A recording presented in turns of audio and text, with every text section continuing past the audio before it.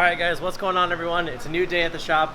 Kind of an abrupt stop from yesterday. I apologize about that. We were just trying to help, or I was trying to help wherever I could, so I was helping Connor. We were just all over the place. So, new day, we're able to do a bunch of new things, or what we're going to be working on. We can't get anything done. As you can see, he's already trying to have some fun. We gotta have fun. Gotta have fun. So, I abruptly stopped because I was trying to help you, and I was trying to help you, but you're doing wing stuff, as we can see here. What else are you working on? Wings. That's the goal today. I want all the wings done. Cool. So, front, rear, second elements and all the rears. I'm gonna get the front hanging. And then tomorrow we do floor. Sean's coming out tomorrow to help with generic prep. And I don't think we're getting to the track Monday, but it's probably good. Hopefully Tuesday, maybe Tuesday. So okay. We'll load up and go down Tuesday. Sweet. And you popped out the front fender. Yes. All right. How'd it go? Yeah, like a 3 out of 10. Yeah, we had a really bad leak and we couldn't find it, and the fender's gonna work. It's got some spots that aren't compressed very well, but it's not a structural part, so I don't care as long as the wrap looks good. Yeah. So, well, and I think from what he said, you guys kind of figured out what might have happened, like for the bag. Yeah, I think the spiral tubing is cut in the bag, and I always do that with infusions, but didn't with this. So. Yeah. So what's different with infusions versus pre-preg parts? The spiral tubing doesn't need any. Well, up until now, like really, we could just shove the vacuum in there, but we need something so it doesn't get smashed. Yeah. They have like actual air compressor things that like to plug in and unplug. But maybe we'll get those later. Cool. But the spiral tubing just needs some sort of protection between the spiral tubing and the bag, just to try and keep the bag protected, just so it doesn't pop a hole in the bag. That's where we found the leak, just before we popped the part out. We finally found the leak after it was all done and cooked and everything, and the part turned out all right-ish. Had a couple of dry spots here and there just because it wasn't completely sucked down to the mold all the way. Yeah. It dropped down to I think 19 pounds before we popped it out. Gotcha. And it held at 19 for, I think, the last 3 hours we were cooking it. So we were cooking it, I think, for about 7 hours yesterday. And we finally popped it out around 9 o'clock at night or something. All right, so now you're working on this one. We kind of got a lot of learning lessons, I'm going to call them, or life lessons in how to lay this, because this part was hard. So hopefully this will be a little bit easier for you. Yes. And we'll know what to do. Yes, we figured out the release film works really well. That's good. We were able to get the bag out all in one piece, and it didn't rip at all. And trying to get it in between here was, with how tight this is, using the release film was such a breeze. Good. Apparently the release film's pretty cheap, so I'm going to try and use it as much as possible, because it makes the job so much easier with pre-preg. Cool. All right, well, I'm going to let you do your thing. We're obviously going to keep bouncing around in the shop, so I'll check in with you in a bit.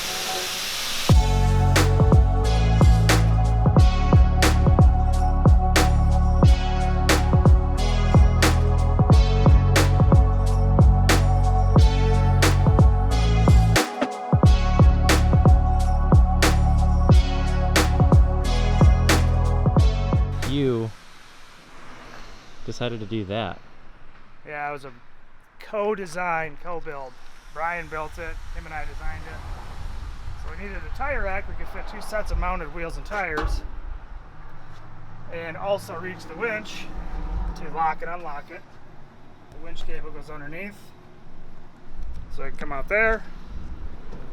The car really won't go much past this because it's gonna be, it's high for a race car, but it's high for a race car, but it's still really low for the average car. So if we try to run it over this dovetail, it would just bottom out right here. So it's gonna stop right here. We're gonna tie it on right there.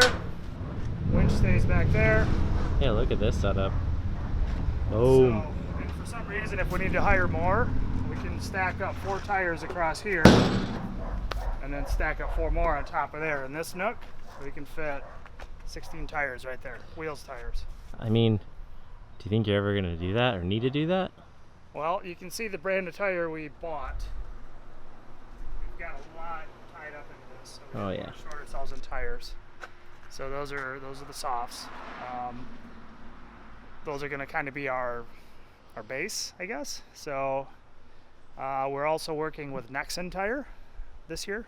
I don't think I've officially announced that yet. I don't know if you have or not. I think we have, but we decided to cut it. Yeah, I think that's what it was. But so Nexen went through and they built a set of tires for us.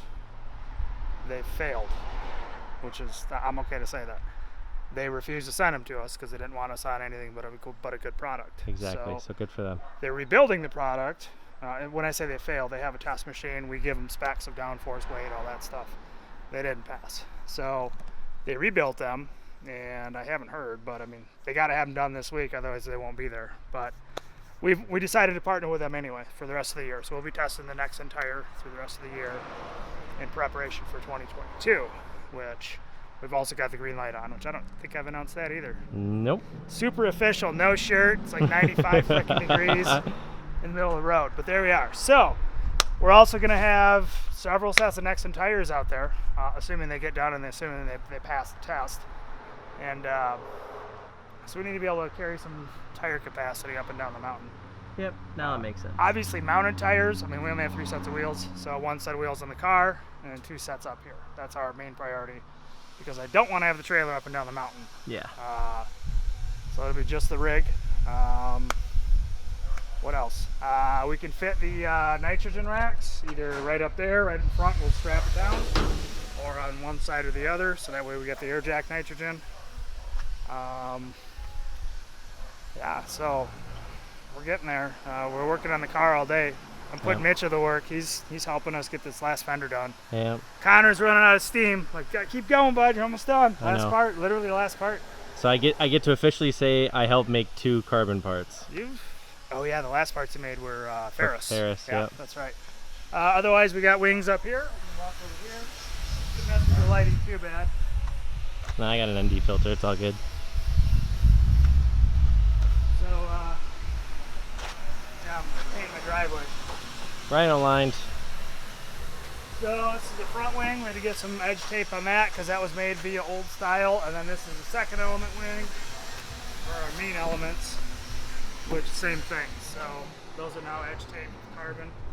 And you see the burn mark. We missed the golden. We can just get it. Let's just say we had a wasp problem. Oh, is that when you guys were like, oh, there's a little fire going on? Yeah, I kind of caught the wing the wing tape on fire. So yeah, today I will have all of the wings mounted, front wing, rear wings. We got some of them mounted. I don't know if you even captured it. I do have some B-roll footage of it. Yeah. So those are on. Brian's working on the last mount. So then tomorrow, I don't think you guys are gonna get cooking on that fender tonight, but I want to get it bagged so we can cook the fender tomorrow. Yeah. Tomorrow's Monday, so then I want to have the body on tomorrow. Yeah. I think we can make it happen if we can get that fender cooking by morning. Yeah. If we stay late and get that bag tonight. Get one fender mounted, figure out how we're doing it, and then by the time we figure that out, we can flip it and do the other one. Yeah. So that's a wasp. I'm allergic, so thanks. Yeah, he was hovering. So we're jamming. Yeah. I gotta get these things out of the sun now. Yeah, I was about to say. They don't like sun. So. Cool. All right, we'll catch up with you in a bit. A few moments later. All right, guys, what's going on, everyone? It's kind of a late night. It's not a late night start because half of these guys have been here all freaking day. I know Connor has. There's Matt back there. We've got Tim back there. They're in charge of wrapping the car. Hey, guys, how long do you guys have to wrap the car? It's gonna be done tomorrow. Done tomorrow. Okay. So, hey, Tim, you do this for a living. How long does it take to typically wrap a car? Oh, I do it alone usually. It takes about a week. It takes about a week. So you got to do a 17+ foot car with all of this intricate pieces of carbon and wrap it to what we have as designed from Supercar System. Yep. Thankfully, you've got your brother here. Hi, Matt. Hey. By the way, this is Tim. Adam. You may have seen Tim in a previous video or not, but Tim's actually the wrap guy. He's the wrap god. We're gonna call him wrap god. And Connor's over here looking at him saying, I'm sorry because I made all of these carbon parts and they are redonkulous to wrap. Yes. Yeah. So, yeah, it's a late night. How late is it right now? It's like 11:30? Yeah, we're 11:52. So it's almost midnight, and I've got Brian here. He's been working with Cody, obviously trying to make sure everything's buttoned up because tomorrow we're going to be going to Calava, which is an 1/8 mile drag strip, so we can do some straight pull testing. And then from there, I don't know if we're actually going to be testing at M1 or not, but we might just be going to Colorado from there. So I don't know. We'll see. I know there's been quite a few things that have been done since I was back here trying to make sure we can get everything running smooth so we can, by Thursday, we can get the heck out of here.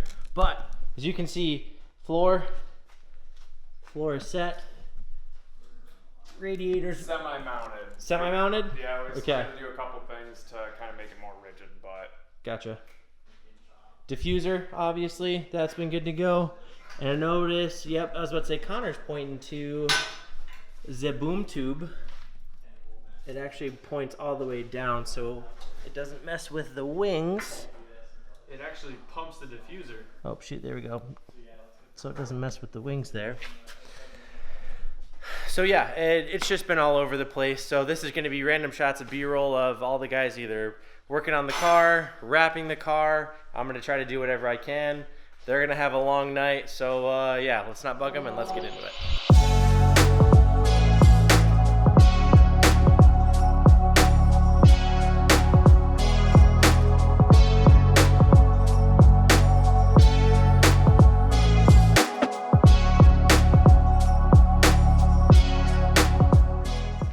All right, guys, it is like 5:45 in the morning. Tim and I stayed here. I think everyone left probably around what, 2, 3? Yeah, 2:30. 2:30. So finally got the engine cover done. We are gonna go try to get some sleep. So everyone else is gonna come back in probably by like 10 o'clock, 9 o'clock. They're gonna get started on doing everything that they need to. We are gonna go sleep for probably about 5 hours and come back and get back to it. So we'll check in a minute. A few moments later. As you can see, everyone, what's going on, guys? It's probably now 12 hours later since you last saw us. Hey, look, Tim and I are still alive, but this was kind of the surprise I alluded to in the last video. We're here at Calava. So what we're gonna be doing is some 1/8 mile testing, and we finally get to hear this bad boy scream. So we're just gonna get everything ready. I think he's gonna need to actually get some gas, and then we'll finally send it down the straight. So what am I wasting time for? Let's get into it.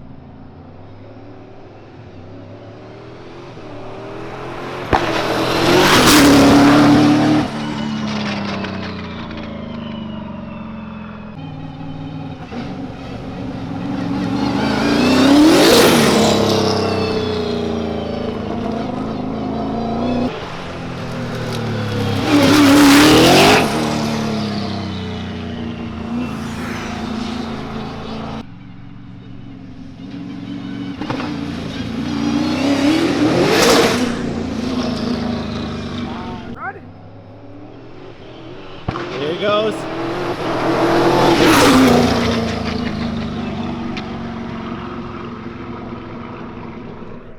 Where's the beamer? Here comes the beamer, baby! Yeah, doggy! See you guys. Bye, Sean. Bye. All right, so it's on the trailer. So shredded a serpentine belt again, so we got a misalignment problem there. It's funny, I talked to Rob at RPS. He seems to think it's directly related to the shifting because it's shifting so fast. And engines aren't meant to move 750 RPM in 40 milliseconds. Yeah. So it might be the fact that we hand machined the spacers for the power steering pump and the alternator is probably a more likely culprit. So I think we're going to kind of let it sit. The water pump wires did get ripped out, so we have to fix that. We'll be back to the shop, at least make sure the water pump works. And then we'll probably deal with that at Colorado because Cole has a machine shop basically. He at least has a lathe, so we can machine up exact spacing, Cool. Exact spacers. So start with that. Good thing we got some extra belts. Yeah, I think good thing we got some extra belts. The other thing is, I mean, we got a 3 rib on there now that probably would work. So Otherwise, the car's amazing. I was about to say, dude, those other couple passes that we've got on camera, it's so sick to see it go by. Yeah, like I said, I never went over half throttle. I mean, it just lit the tires up. So this is an entirely different monster than the last car. So Yeah. entirely, like not even in the same sentence. And it's hard too because like only you can talk about your perspective from it. Like none of us have really been able to like understand it to like really give it a good comparison. Right. So yeah, I mean, there's some aero and stuff, and it was still. Once, you know what, I one run, I feel like I did approach 100 miles an hour probably. I think it was like maybe the second or third pass that you went by me because I heard you go through I think like 2 or 3 gears. And then I ripped on it again right by you. Yeah. The floor started to touch the pavement because we don't have the floor fully on yet. So I was like, we're done. It's success. The car works. The car shifts. Everything is good. So looked like it was handling. We saw you down at the end. You were doing it, and it seemed like it was staying planted. Handles, brakes. Yeah, turbo works great. Everything's good. So Sweet. go back, finish up this body, Yeah. so we can haul it out there and keep working on it because we ain't done. No. We're A lot to do. you guys in for. I was about to say we got another long night, don't we? Hell yeah. We'll make it work. Couple. But I mean, this is going to be it's an everyone effort. It's not just I'm very thankful that Nope. the issue that happened tonight was an issue we were already aware of, but Yeah. we thought it was just a kind of like a flunk incident. I thought you were going to say thank God no carbon pieces were broken because that's what I said. I wasn't expecting that unless we had a random suspension failure and then something happened where Hit a wall or like something. yeah. I did goose it in the pits here, and it got a little goosey on me. So I'm a little rusty on the driving seat, but I kept it straight. So Yeah, you did good. And there's no one here either. Like we have the track to ourselves. So. Yeah. Private night. Thank you to Brian for letting Brian us be Ledford. here Yeah. tonight. So this might be kind of our standard thing. Like between races, come out here. It's 20-minute drive, 25-minute drive, Yeah. and just come shake it down. And then that way we're not hauling the races unsuspected. Yeah. At least we can. It's a good. So for the good news, before that happened, I would come down the pit row. It would creep up to 78 C, coolant temp, 78 degrees Celsius. I haven't changed it yet. I don't know what that is. I think it's like one. Yeah, it was like 170, 180. I would do a rip. It would drop to 172. It would come back up to whatever it would be. It was alternating between 72 and like 78 C, and it was Okay. consistent for like 3 runs. So cooling system works, That's and good. we don't even have it like. I mean, we're literally blocking it off. So. Sick. Altitude testing. Right. Yeah. All I mean, right. kind of, because with the actual shrouds on it, the ducting, it's all going to be forced through the radiators, which right now it's not, and we're blocking them off. So, granted, we're not full throttle right now either. Yeah. I would have looped it if I'd have done that. So. Cool. Well, hey, I know that again, it's not the outcome we wanted, but it's not a terrible outcome. I'll take it. Yeah, you'll take it. We've got a busy night ahead of us, fellas. I know Adam's over there probably working, so we're gonna get back to the shop and continue this process because we got to go tomorrow, so we got a lot to do. So we'll check in back at the shop. T1. We've got Tim right here, and we've got Benoit actually underneath there, and I think this is how we're gonna close it, guys. I know you've seen a lot of me kind of talking and explaining stuff. That's just because Cody's super busy, guys. He's kind of in his mode where we've all been here, like 48 hours straight of someone being here working on something. So we're tired. We're trying to get the car ready so we can finally haul it. And so there's a lot of me explaining stuff and not really a lot of Cody because he just needs to work and get his stuff done. So he wants me to do all this. So thank you guys again for always supporting us, watching, subscribing, sharing, liking. We love getting messages. We love getting Instagram comments. We love getting YouTube comments. So it makes our days when we see that because you guys like the content. So thank you guys for always doing that. So next time you see us, we're going to be in Colorado. We're going to be at Pikes Peak. So it's going to be a busy week, but I'm going to try to pump out some videos. I'm trying to pump out a video once a day while we're out there. So hopefully you'll enjoy the content, and we'll see you out there.